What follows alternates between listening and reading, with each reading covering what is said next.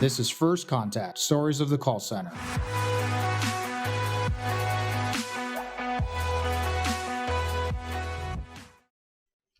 An analyst is different. The main thing that people get confused with, especially in the PR world, analysts and media. So there's journalists, there's tech bloggers, right? So the big difference between us is that the way I just look at it is, the simplest way to look at it is to think about this is journalists, generally speaking, like when you read news stories in the press, right? They're written by journalists, right? They describe. Analysts describe, but they also explain. So like we try to make more sense of things and try to, really connect dots rather than just say, here's the news, here are the facts. That's the starting point. But what we do is we step back as we see the broader industry. We try to make sense. Okay, well, here's why these trends are happening now and why they're important. So this idea of the why rather than the what. So we because we try to understand the bigger picture.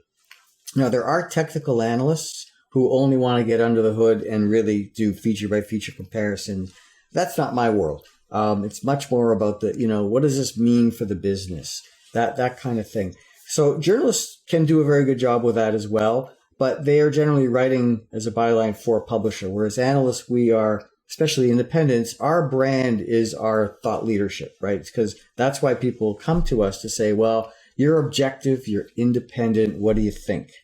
Now, if anyone wants to explore this further, or if I've still got you confused, because I know this is a common question, Christian, I have a spot on my website, on my homepage, where I actually was interviewed at a conference about this. What does an analyst do?